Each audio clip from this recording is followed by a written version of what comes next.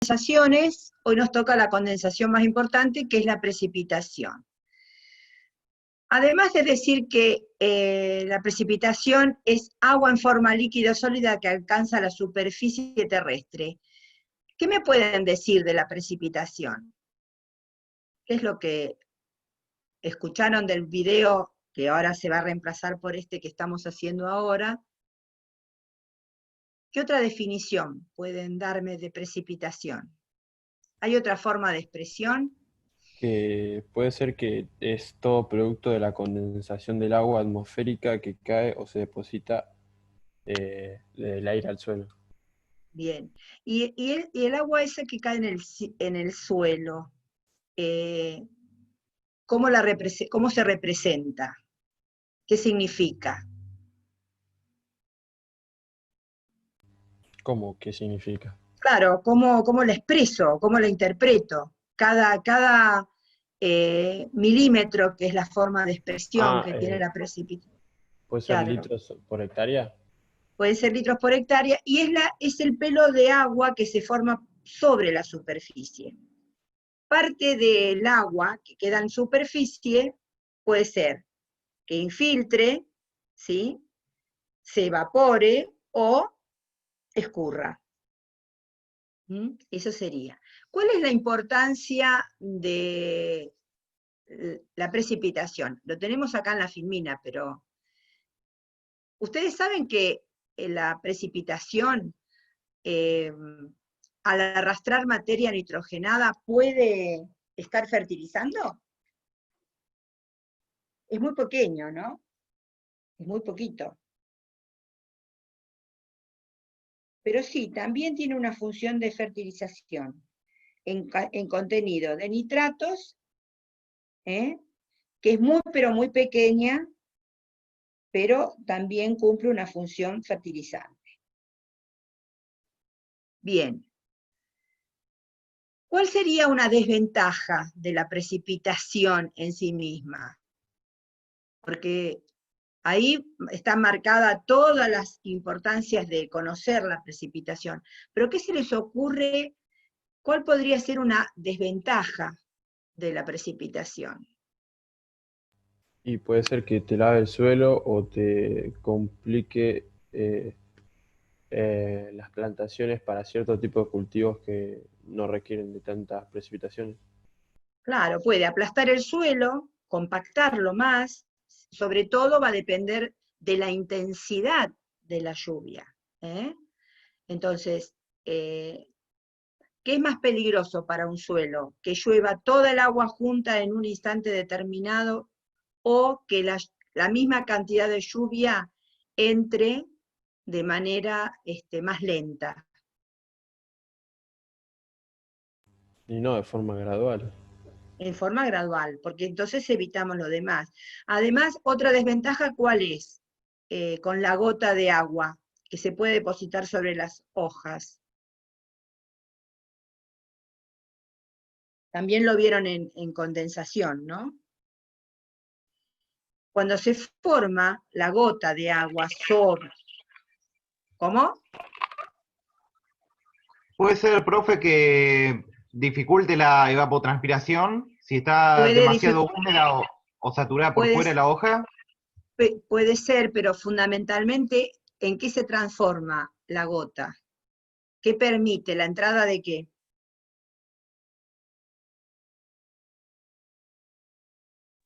Puede ser que sirva para que se propaguen bacterias y virus. Exactamente, es un inóculo, sirve de inóculo de entrada de patógenos. Entonces, si bien tenemos una serie de importancias que tienen que ver con lo que significa el agua como elemento vital, también representa o puede ser que en exceso, de hecho, para pronóstico de plagas y enfermedades, el tiempo de hoja mojada es una de las variables. Entonces, desde ese punto de vista, también es una desventaja. También es una desventaja si el agua no se produce o la caída de lluvia no ocurre en el momento fenológico adecuado. Es decir, si yo estoy por cosechar y de repente tengo precipitaciones en exceso, me va a complicar la cosecha, voy a tener enfermedades de fin de ciclo, un montón de desventajas que se transforma en algo no benéfico para los cultivos. Bien.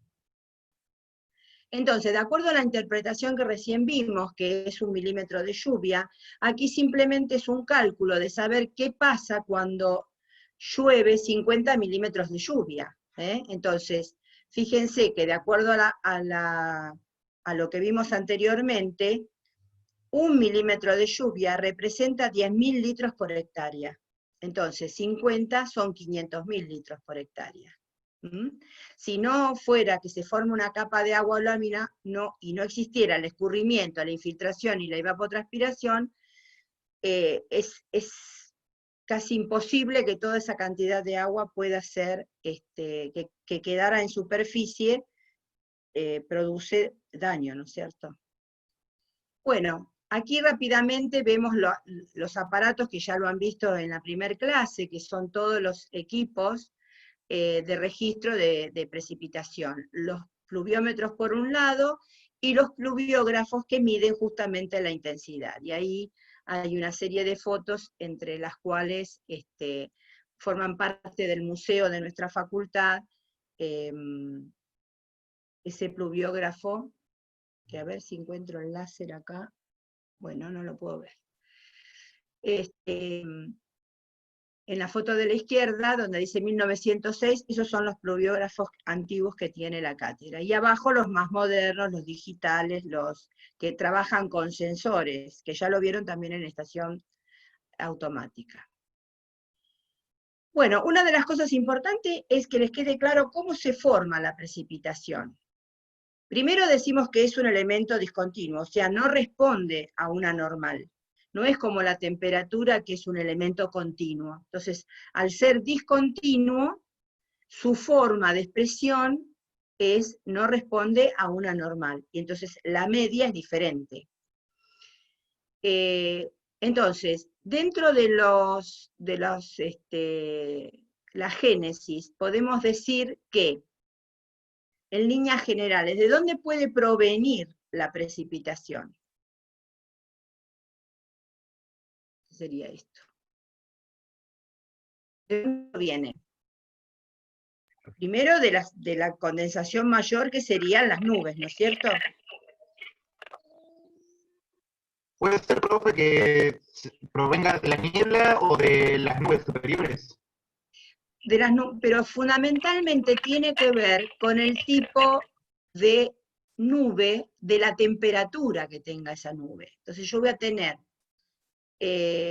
nubes que sean, cuya temperatura sea proveniente de masas de aire caliente y otras de aire frío. Entonces, en función de eso aparecen las distintas teorías de la lluvia.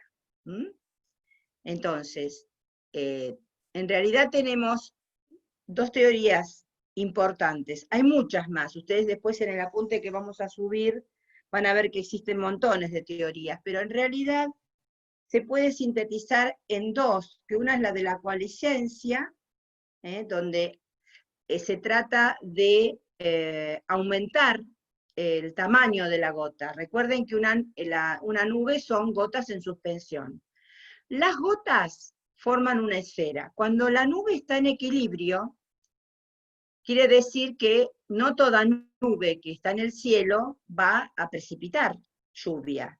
Entonces, ¿por qué se produce la precipitación? Porque esa gota que está en suspensión debe aumentar el radio y vencer las fuerzas ascendentes para alcanzar una velocidad de caída que venza esas fuerzas de ascensión, entonces caiga en forma líquida o sólida.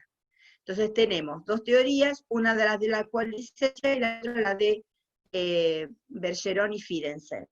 Una es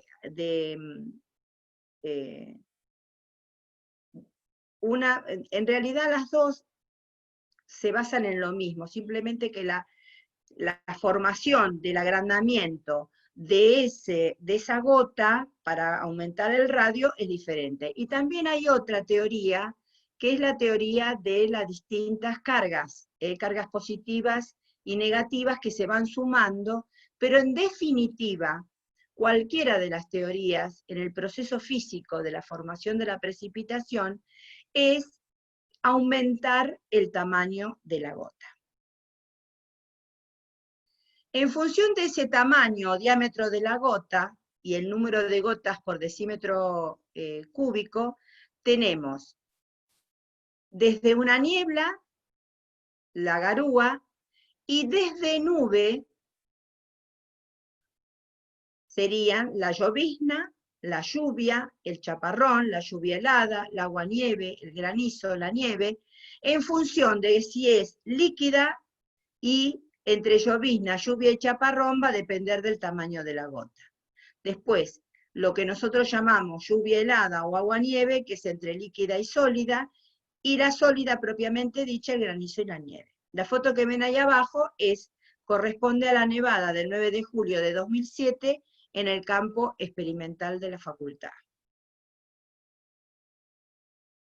Bueno, acá está la otra teoría, cargas positivas y negativas, coalicencia o captura, que son nubes calientes, y la de Bergeron y Findensen, que es nubes frías.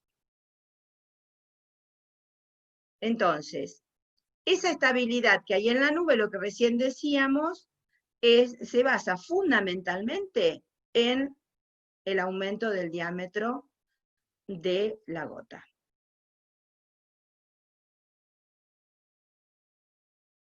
Bueno, y de acuerdo al origen, ¿cómo explicamos las precipitaciones? ¿Cómo son las precipitaciones?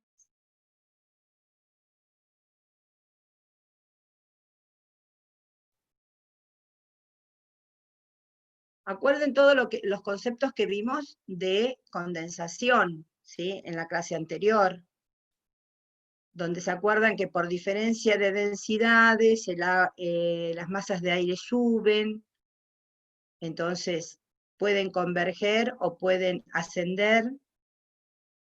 Entonces, en realidad nosotros las clasificamos de dos maneras, en líneas generales. Las llamadas convectivas, que son las que permanentemente aparecen cuando hay precipitaciones, y estas a su vez pueden ser dinámica o forzada, ¿no? Entonces, dentro de las convectivas, dinámicas y forzadas, tenemos dentro de las dinámicas las tormentas, que se producen por pérdida de inestabilidad. Son las famosas nubes de desarrollo vertical, son de fenómeno local, y son las nubes típicas graniceras, producen granizo. Después están las de movimiento ascendente, que se produce por choque de masas de aire de distinta procedencia, que son de convección dinámica, y las que se produce por termoconvección. Y la forzada es la que choca con una barrera orográfica, se ve obligada a ascender, en ese descenso se enfría, alcanza la saturación y deja la precipitación de un lado, pasando del otro lado como una masa de aire seca. Después lo vamos a ver bien en vientos. Y la otra gran precipitación, es decir, teníamos las convectivas por un lado, dinámicas y forzadas, y por otro lado, las que son frontales. Las frontales, como la palabra lo dice, es la convergencia o línea de contacto donde hay dos masas de aire de distinta temperatura que se unen en ese punto. Y hablamos de frente frío, como en la imagen de la izquierda, donde la masa de aire frío avanza y se mete como una cuña por debajo de la masa de aire caliente, ascendiendo y generando precipitaciones abundantes y de poca duración. Ese tipo de lluvias que provienen de frentes fríos son características del verano. Y las de frente cálido son lluvias más leves y de mayor duración en tiempo, y consiste en que la masa de aire cálido se monta sobre la masa de aire frío y obliga a ascender. Entonces, lo importante aquí en este tipo de precipitaciones frontales es que la convergencia de dos masas de aire de distinta temperatura generan dos tipos de frente, el frente frío y el frente cálido. Aquí vemos en la República Argentina cómo avanzan o cómo se forma el frente frío, cómo va avanzando y la dirección que toma en el sentido sudeste-noreste, y más Profe, al sur se encuentra una zona... Sí, disculpe que la interrumpa, no, por pero yo favor. me agarró una duda porque es muy parecida a la definición cuando en lo de frente frío, cuando es frente frío y frente cálido, porque en el video dice que en el frente frío la masa de aire fría se mete por debajo de la caliente y la obliga a ascender. Y Sí. cuando es frente cálido, la masa de aire cálido se monta sobre la fría y tarda en bajarla. No es más o menos lo mismo? No. Fíjate en la figura, fíjate. En la del frente frío va por debajo, y la otra va por arriba, y entonces por eso es más lento el proceso, porque tarda mucho más de poder modificar y llegar a la saturación y que esa masa de aire empiece a precipitar. Es distinto, no es igual. Por eso te da, en el ascenso rápido, que es el frente frío, por eso produce lluvias muy abundantes, que son las típicas del verano. Y en el invierno tarda varios días, entonces vos tenés varios días de precipitación, esa precipitación molesta, que llueve poquitito, y tarda mucho en despejar. Tiene que soplar vientos del oeste para poder despejar ese mal tiempo. Pero Ok. son diferentes, no es igual. ¿Te quedó claro? Sí, más o menos, sí, sí. Sí, sí. Gracias, profe. No, por favor.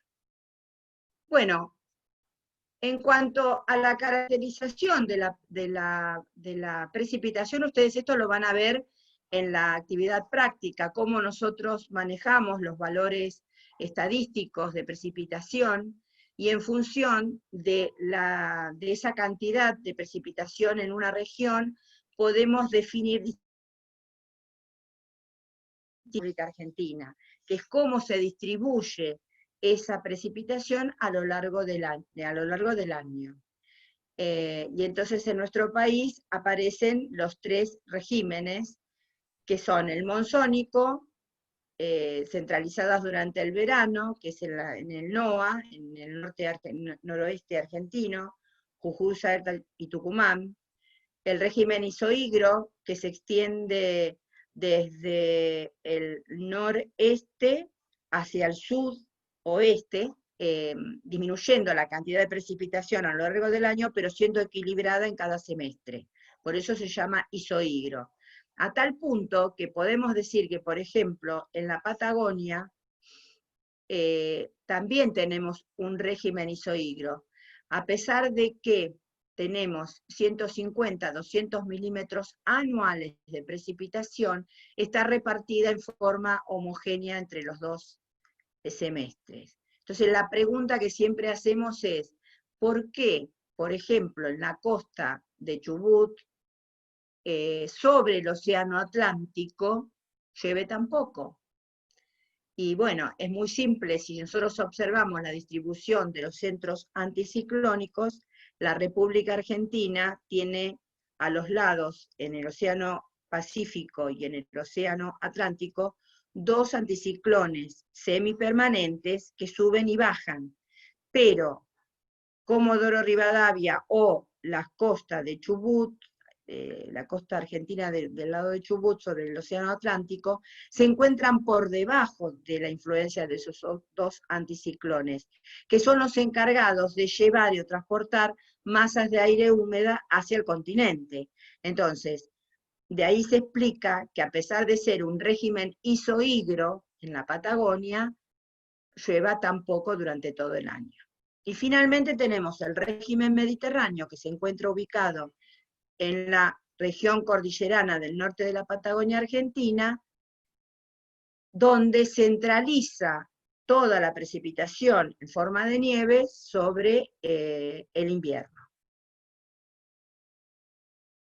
Acá vemos algunos ejemplos de la distribución de la precipitación en la Argentina. Y por un lado vemos la cantidad de pluviómetros que se encuentran registrando la precipitación en nuestro país, y acá creo que es mucho más que nuestro país, ¿verdad? Yo no llego a distinguir bien, pero eso es por encima de nuestro país, cómo se distribuyen las precipitaciones. En el mapa de la izquierda, lo que tratamos de mostrar ahí es cómo, de acuerdo a esos datos climáticos que nosotros teníamos entre el 20 y el 50, y después entre el 71 y el 80, se nota claramente cómo se fueron modificando las isoyetas, que es la forma de representación de los puntos de igual precipitación en nuestro país. Entonces, cómo se ven las modificaciones de ciertas isoyetas, cómo fueron variando. Y en este otro mapa todavía se ve claramente el desplazamiento de las isoyetas de 250 y 750 milímetros en los periodos 40 al 50 y 81 al 90. Esto sería en un periodo de 10 años. Fíjense cómo se ve corrida las isoyetas, cómo cambia el mapa de nuestro país en cuanto a esos análisis de recopilación de datos que hace el Servicio Meteorológico. Bueno, en líneas generales la precipitación en el mundo obviamente tiene una influencia en cuanto a las distintas latitudes, cómo va a ser esa precipitación. Y tiene razón de ser por cómo, después vamos a ver cómo se distribuye la circulación general de la atmósfera, que tiene que ver con la distribución de los ciclones y anticiclones, y los tres vientos fundamentales que se desarrollan a nivel planiférico. Entonces, vamos a tener una distribución de precipitaciones ecuatoriales, que prácticamente es abundante durante todo el año, y eso es como causa de los vientos cargados de humedad que van de los 30 grados a los 0 grados, que sería el caso hacia el Ecuador. Esos vientos se llaman vientos alisios, y por efecto de la temperatura en la zona ecuatorial se producen permanentemente precipitaciones. Después hay una faja entre los 25 y los 35 grados, donde hay altas presiones y no hay precipitaciones. A los 60 grados se dan precipitaciones que son menos abundantes que las ecuatorianas, pero que son de origen frontal. Luego tenemos las estacionales, tipo monzónico, como es nuestro régimen en el NOA, que se dan durante el verano, y esto también tiene que ver porque en el invierno, en la zona de la región de la selva tucumano-oranense, en el NOA, se produce un centro de alta presión. Entonces, los vientos que durante el verano, que contrariamente se forma un centro de baja en esa misma región, y los centros de baja presión captan los vientos que emiten los centros de alta, y en este caso esos dos centros anticiclónicos, que son semipermanentes, Atlántico y Pacífico, que tienen efecto directo sobre nuestro país, los vientos cargados de humedad se centralizan en verano en esa zona y en invierno no pueden entrar porque al transformarse en un centro de alta presión no llegan los vientos cargados de humedad. Por lo tanto, queda centralizada o distribuida la precipitación durante el verano. Por eso se llaman estacionales tipo monzónico. Luego los mediterráneos, que es el ejemplo que dimos de la cordillera, de los Andes patagónicos, y después están las precipitaciones en los casquetes polares. Eso sería la distribución. Ahora vamos a ver qué pasa, estos son ejemplos de las precipitaciones entre el 2001 y 2010, precipitaciones que sobrepasan los 10 milímetros. Y ahí están indicadas las fechas, fíjense que es prácticamente en verano, entre enero y marzo, se dieron 4 casos en 10 años de precipitaciones que superaron los 100 milímetros. Y en el 2013, de entre el 2011 y el 2013, en el mes de abril hubo un caso de 273, en agosto del 2013 hubo un caso,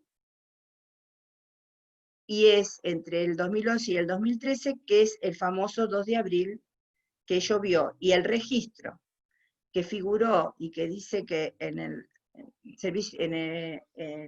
el observatorio se registraron 300, 400 milímetros, nosotros en la estación experimental registramos 273,4 milímetros. Bueno,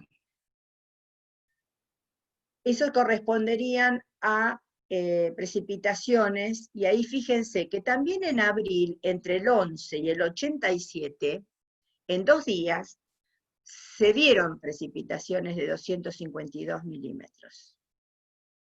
Y aquí vemos también la cantidad de casos entre enero y abril, y los casos de precipitaciones que se han dado. O sea que en el otoño es muy frecuente que pueda ocurrir, por supuesto, ¿qué es lo que pasó en abril del 2013? Y hubo otro tipo de problemas, por eso tuvimos la inundación que tuvimos, porque no es que no ha habido precipitaciones de esa cantidad de milímetros. Lo que pasa es que esa cantidad de milímetros llovieron en muy pequeño lapso de tiempo. Por eso no dio tiempo ni a escurrir ni a infiltrar. Bueno, Profe, sí, esta tabla no terminé de entender. ¿Qué serían los récords de lluvia para la región? claro, son los registros en La Plata, que se registraron en la estación meteorológica de la facultad. Algunos datos corresponden a los del observatorio, pero esos datos fueron registrados en la estación meteorológica de la facultad. O sea, son los récords, exactamente. Listo, gracias. O sea, en este cuadro en realidad lo que estamos demostrando es que entre verano y otoño no es que no sea normal que haya tanta precipitación, puede ser normal. El tema es de que cuando ocurren eventos en muy escaso tiempo, ese es el problema porque no da tiempo al escurrimiento. Yo creo que una de las fallas que tuvo en La Plata en el 2013 fue un problema de infraestructura. Bueno, a partir del año 2013 en Argentina se generó la red pluviométrica cooperativa. Y en estos últimos años, nuestra estación meteorológica, a través de Martín, que es el que maneja la estación nuestra, estamos participando de esa red pluviométrica. Es decir, la red de La Plata estaría conformada por el pluviómetro que se encuentra en el observatorio, en el aeropuerto, que está acá en Barrio Aeropuerto, en 7 al fondo, y la estación meteorológica, nuestra, la de la Hircho. Bueno, ¿alguna pregunta tienen de precipitación para así pasar a la parte de, a la otra? ¿Alguna pregunta? Por mi parte no. Profe, sí, yo tengo una pregunta. Sí. Precipitación se le dice, o sea, cuando cae agua en cualquiera de sus estados, ¿no? También nieve, Exactamente, hielo. sí, sí. Sí. Decime. No, eso era nomás. Yo, profe, tengo una pregunta, pero así, rápida. En uno de los videos, creo que era el de 4 minutos, Sí. había una parte donde hablaba sobre el frente, que decía que puede Sí. ser frío, caliente, ocluido. Y cuando Ah, decía ocluido, no se terminaba de, o sea, tenía algo escrito y no se terminaba de ver. bien. Y quería saber si tiene la Eh, diapositiva o... sí, sí, sí. Creo que acá al final de este Power, están los frentes. El ocluido es cuando la velocidad, o sea, cuando se juntan, o sea, frente es la línea de contacto, ¿sí? Entre una masa de aire frío y caliente. Bien. Depende cuál gane, o cómo sea el procedimiento y el tipo de precipitación, se produce, el frente se llama frío o caliente. El ocluido es cuando depende de la velocidad de las masas de aire que desplace una a la otra, pero no conlleva que pueda ocurrir precipitación. Es decir, una masa puede desplazar a la otra, pero no significa que consecuentemente haya precipitación.